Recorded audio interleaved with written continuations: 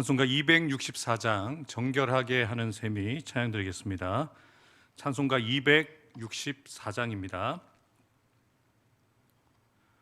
정결하게 하는 셈이 나의 앞에 있도다.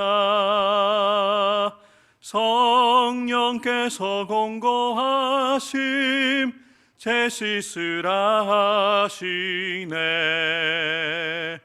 나의 가는 길이 좁고 내 뜻대로 안 돼도 모든 욕심 다 버리고 주만 따라가겠네. 찬양하리 찬양하리 죽임당한 어린 양 주께 영광 돌리어라. 우리 죄를 씻어주셨네. 나의 마음 제단 위에 불길같이 타올라 영원토록 찬양하며 주께 영광 돌리네. 한량없는 주의 은혜 나를 영접하셨네. 내가 지은 모든 죄와 허무 용서하셨네. 찬양하리 찬양하리 죽임당한 어린 양 주께 영광 돌리어라. 우리 죄를 씻어주셨네. 성부 하나님께 영광 성자 예수께 영광 성령님께 또한 영광 모두 돌려드리세. 찬양하리 찬양하리 죽임당한 어린 양 주께 영광 돌리어라. 우리 죄를 씻어주셨네. 아멘. 하나님께서 오늘 우리에게 주시는 하나님의 말씀 구약성경 출애굽기 30장 1절부터 38절까지의 말씀입니다. 오늘 설교 제목에 제가 사자성어 2개를 사용했는데요. 원래는 유명무실이죠. 이름은 있는데 실상은 없다. 겉은 번지르한데 속은 아무것도 없다. 그런 의미를 갖고 있는 유명무실을 제가 유명유실로 바꾸었고요. 유명유실에 반대되어지는 말이 바로 명실상부입니다. 그 이름과 그 실제가 같다는 거죠. 오늘 주신 말씀을 통해서 저와 여러분들이 이름도 있고 실제가 있는 신앙과 생활이 하나가 되어지는 그런 성도들, 또 저와 여러분들이 섬기는 교회가 유명유실, 명과 실이 서로 같은 교회가 되도록 기도하는 저와 여러분들 되었으면 좋겠습니다. 오늘 우리가 함께 읽은 본문 말씀은 하나님께서 모세에게 성막 기구 가운데 분향단과 그리고 물두멍 그리고 관유와 향을 만드는 법에 대해서 아주 구체적으로 말씀해 주시고요. 그리고 회막을 섬기는 일을 위해서 이스라엘 백성들이 내야 될 속전에 대해서 분명하게 말씀하십니다. 먼저 분향할 제단을 말씀하시죠. 조각목으로 만들고 그리고 순금으로 그것을 싸게 합니다. 그리고 그 분향단을 증거계 윗 맞은편 증거계가 있는 바로 그 휘장 앞에 두도록 말씀하시는데요. 이곳이 바로 모세와 하나님이 만나는 장소라고 하나님께서 분명하게 말씀하시죠. 그리고 이 번제단에 아론과 그리고 그 아들들이 아침마다 향기로운 향을 살라야 된다라고 말씀하십니다. 그리고 저녁 때도 마찬가지 등불을 켤 때에 그 향을 꺼트리지 아니하고 계속 그 향이 여호와 앞에서 끊어지지 않게 해야 된다라고 말씀하십니다. 이것이 아론과 그의 아들들이 해야 되는 중요한 거룩한 직무였죠. 분향단에서 하나님께서 말씀하신 대로 특별한 성분의 향만 사용하게 하셨고, 그리고 향단을 속죄소 가까이 두어서 하나님을 만나는 동안 아침과 저녁으로 향이 끊어지지 않고 계속 향을 사르도록 하나님께서 분명하게 말씀하셨는데요, 중요한 것은 끊어지지 않는 거예요. 계속 이 향이 살라져야 된다는 것을 하나님이 말씀하시는데요, 그렇다면 이 분향한다는 것, 이것이 무엇을 상징하고 의미하는 것일까요? 다윗이 이렇게 기도합니다. 나의 기도가 주의 앞에 분향함과 같이 되며 나의 손드는 것이 저녁 제사 같이 되게 하소서. 분향하는 것은 바로 성도들의 기도를 의미합니다. 요한의 아버지 제사장이었던 사가랴가 그 전례를 따라서 제비를 뽑아서 주의 성전에 들어가서 분향을 하거든요. 그런데 그 분들은 그 분향하는 시간에 기도를 했다는 거예요. 그래서 분향한다는 것은, 향을 피해 오른다는 것은 바로 성도들의 기도를 이야기하는 것이죠. 요한계시록 5장 8절 함께 읽겠습니다. 그 두루마리를 취하심에 내 생물과 24 장로들이 그 어린 양 앞에 엎드려 각각 검은 고와 향이 가득한 금 대접을 가졌으니 이 향은 성도의 기도들이라. 아멘. 이 향이 바로 성도들의 기도라는 거예요. 그러면 오늘 저와 여러분들이 적용해 본다면 그 기도가 아침과 저녁으로 끊어지지 않고 이 향이 올라가야 된다는 거죠. 기도가 드려져야 된다는 것이죠. 또 다른 천사가 와서 제단 곁에 서서 금향료를 가지고 많은 향을 받았으니 이는 모든 성도의 기도와 합하여 보좌 앞 금제단에 드리고자 함이라. 금향료가 바로 조각목을 금으로 도금한 금향단을 이야기를 합니다. 그래서 금향료에 담겨 있는 성도들의 기도라고 이야기를 하는 것이죠.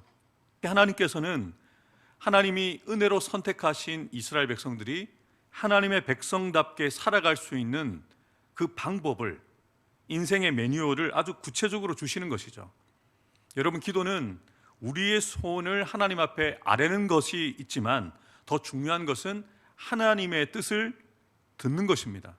하나님의 음성을 듣는 것이거든요. 하나님의 백성의 특징이 무엇입니까? 이방 사람들과 다름이 무엇일까요? 하나님의 말씀을 듣는 것입니다. 하나님의 음성을 듣는 것이 이스라엘 백성들과 이방 민족들과 구별되어지는 그런 모습이었습니다.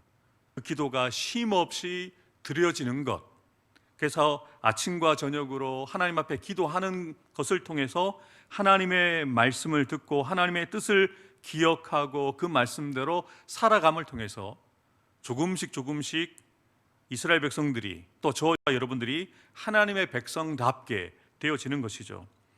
계속해서 11절부터 16절에는 하나님께서 모세에게 말씀하셔서 이스라엘 자손들의 수요를 계수하게 하시는데 20세 이상 되어진 남자들에게 각 사람마다 반세겔씩을 생명의 속전으로 드리라고 말씀을 하십니다.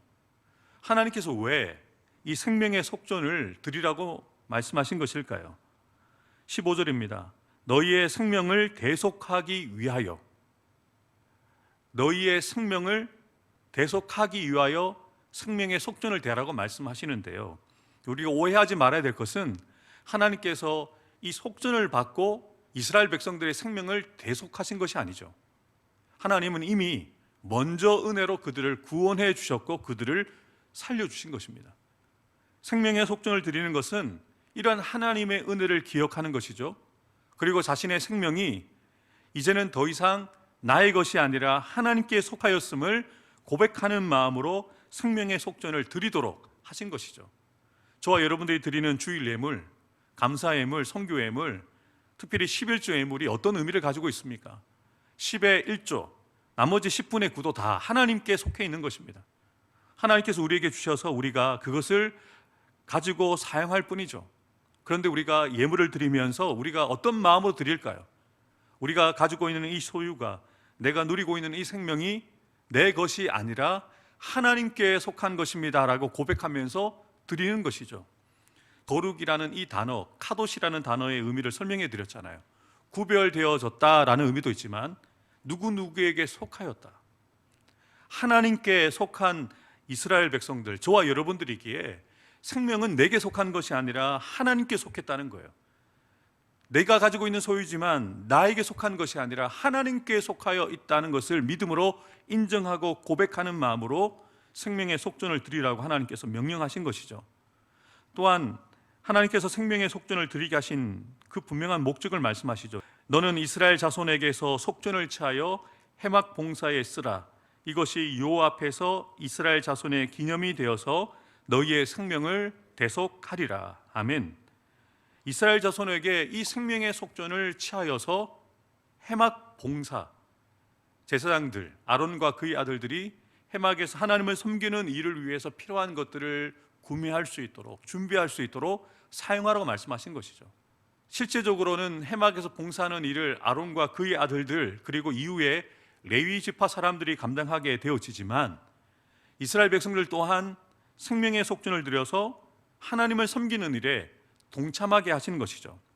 여러분, 우리는 선교지에 나가서 우리가 실제로 선교할 수는 없습니다만 우리는 기도로 또 물질을 후원함을 통해서 하나님의 선교 일에 동참할 수 있습니다. 우리가 기도로 섬기든 몸으로 섬기든 물질로 섬기든 하나님의 일이 되어지도록 하나님은 우리를 부르셨다는 것이죠. 여러분들은 하나님의 일에 어떻게 참여하고 계십니까? 몸으로 교회를 세워가고 계십니까? 예배가 예배되어지도록, 성도들이 성도되어지도록 들여서, 시간을 들여서, 물질을 들여서 섬기고 계십니까? 중요한 것은 하나님의 일에 참여하는 것입니다. 계속해서 본문 후반부인 17절부터 38절에서는 물두멍을 만들되 놋으로 만들라고 말씀하십니다. 그리고 거룩한 향기름, 관유와 그리고 하나님께 피어 올릴 향을 어떻게 만들어야 되는지 분명한 그 레시피를 알려주시죠. 하나님께서 물두멍을 놋으로 만들라고 하십니다. 그리고 그 물두멍을 해막과 제단 사이에 두고 물을 담아 놓으라고 말씀하시죠. 특이한 점은 다른 기구들은 하나님이 규격을 정확하게 말씀하셨는데요, 놋으로 만든 물두멍은 규격을 말씀하지 않으셨습니다. 재료만 말씀하셨어요. 그리고 그 위치만 말씀하셨죠. 그런데 이 놋 물두멍은 바로 제사장들이 성막에 들어가기 전에, 거룩한 직무를 감당하기 전에 그들의 손과 발을 씻어서 거룩한 준비를 하도록 사용되어진 기구였음을 분명하게 말씀하십니다. 그러면서 그들이 놋 물두멍에, 아론과 그의 아들들이 이 물두멍에서 손과 발을 씻음을 통하여서 죽음을 면해야 된다. 왜냐하면 거룩하신 하나님 앞에 나아가기 전에 손과 발을 씻는 것도 의미가 있지만 손과 발을 씻으면서 자신을 점검하는 것이죠.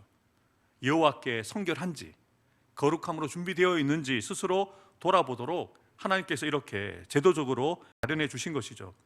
그런데 이 물두멍의 재료가 바로 놋으로 만들라고 말씀하셨는데요, 이 물두멍을 실제로 만들 때 특이한 것은요, 이 놋을 누구에서 얻었느냐, 놋으로 실제 물두멍을 만드는데 그 놋의 재료를 해막문에서 수종드는 여인들의 놋 거울을 모아서 물두멍을 만들었습니다. 약 2.3톤이 들어갔다고 하는데요, 많은 여인들의 놋 거울로 이 물두멍을 만들었다는 거죠. 그렇다면 왜 하나님께서는 놋 물두멍을 만드는데 여인들의 거울로 사용하는 놋을 가지고 물두멍을 사용하게 하셨을까요? 여러분, 거울은 비춰보는 것입니다. 물두멍 또한 자신을 돌아보게 하는 것입니다.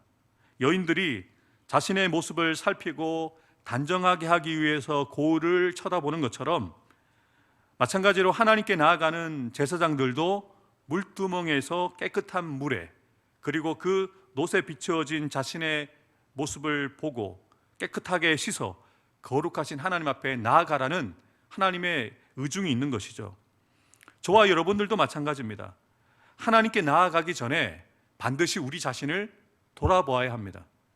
우리가 마음으로, 입술로 우리의 삶의 걸음걸음을 통하여 하나님 앞에 거룩한지 성결한지 돌아봐야 된다는 것이죠. 특이한 점은 이 물두멍은 일반인들은 사용할 수가 없습니다. 오직 제사장들만 사용하는데요, 제사장들도 아무 때나 사용할 수 있는 것이 아니라 거룩한 성소에 들어가기 위해서, 지극히 거룩한 지성소에 들어가기 위해서, 거룩한 직무를 감당하기 위해서 제사장들이 반드시 물두멍에서 손과 발을 씻고 마음의 정결함을 준비하여서 하나님 앞에 나아가게 하신 것이죠. 그런데 이 물두멍도 바로 예수님을 상징합니다. 제사장들이 옷을 입고 준비가 되어졌지만 물두멍에서 손을 씻지 않고는, 발을 씻지 않고는 성소로 들어갈 수가 없는 것처럼 우리가 하나님 앞에 나아가기 위해서는 반드시 예수 그리스도를 통하여 하나님 앞에 나아가야 된다는 것이죠. 예수 그리스도의 피로 씻음을 받은 이후에 거룩하신 하나님 앞에 나아갈 수 있다는 것이죠. 그러므로 형제들아, 우리가 예수의 피를 힘입어 성소에 들어갈 담력을 얻었다.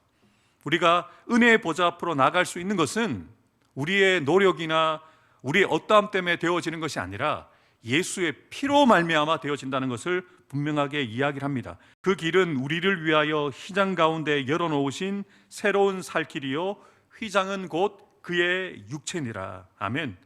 주님이 말씀하신 것처럼 하나님 앞에 나아갈 수 있는 유일한 길은 예수 그리스도밖에 없습니다. 예수의 피를 힘입어 우리가 하나님의 은혜의 보좌 앞으로 담대히 나갈 수 있는 그런 담력을 얻게 되었죠. 그래서 우리는 긍휼하심을 받고 때를 따라 돕는 은혜를 얻기 위하여서 예수의 피를 힘입어 예수의 피를 믿음으로 바라보면서 은혜의 보좌 앞으로 담대히 나아가는 은혜를 저와 여러분들이 누리게 되어진 것입니다. 계속해서 22절부터 25절에서는 거룩한 향기름, 관유를 만드는 레시피를 아주 자세하게 말씀해 주시죠. 지극히 거룩한 향기름을 만들어서 그 향기름을 해막과 그리고 성막 안에 있는 모든 기구들에게 발라서 그것을 거룩하게 하라고 하나님이 말씀하십니다. 또한 그 성막 안에서 봉사하고 섬길 아론과 그의 아들들에게도 이 거룩한 관유를 발라서 거룩하게 구별하라고 하나님께서 말씀하신 것이죠. 이렇게 하나님의 임재를 상징하는 성막, 그리고 그 안에서 사용되어지는 기구들 뿐만 아니라 그리고 그 거룩한 직무를 감당하는 모든 제사장들에게 이 거룩한 기름을 발라서 이미 거룩하지만 하나님 앞에 거룩하다는 것을 공식적으로 선포하는 것이죠. 이는 오늘의 저와 여러분들에게 성령을 허락해 주셔서 하나님의 백성 되어졌음을 선포하신 것을 의미합니다. 저와 여러분들에게 성령으로 기름 부으심으로 거룩한 하나님의 백성 되게 하신 것을, 그렇게 성령으로 인쳐주신 것을 의미하는 것이죠. 마지막으로 34절부터 38절에서는 최고급 향품을 취하여서 향을 만들라고 명령하신 내용이 소개되고 있습니다. 향을 만들 때 향 만드는 법대로 만들고 그리고 소금을 쳐서 그 향을 거룩하게 하라, 성결하게 하라 말씀하시는데, 이스라엘 자손들에게 경고하여 말하기를 이것은 거룩한 향이기에 호기심에 그리고 그 향을 막기 위해서 임의적으로 그 향을 만들어서도 안 되고 그 향을 맡아서도 안 된다라고 말씀하십니다. 하나님을 위하여만 이 향을 만들어야 되고 하나님을 위하여만 이 향을 피우라고 하나님께서 경고하며 주의를 주면서 말씀하신 것이죠. 여러분, 오늘 주신 말씀 가운데 어떤 말씀이 우리에게 주시는 가장 중요한 말씀일까? 제가 말씀을 묵상하면서 이 부분이 눈에 들어왔습니다. 거룩한 관유를 만들 때 향을 제조하는 법대로. 35절 함께 읽겠습니다. 그것으로 향을 만들 때 향 만드는 법대로 만들고. 여러분, 지금 계속해서 하나님께서 모세에게 해막을 만드는, 그리고 해막 안에 들어갈, 성막 안에 들어갈 기구들을 만드는 그런 규격과 재료들과 만드는 방법들을 왜 하나님이 이렇게 구체적으로 말씀하시는 걸까요? 하나님께 속한 거룩한 해막이기 때문입니다. 성막이기 때문입니다.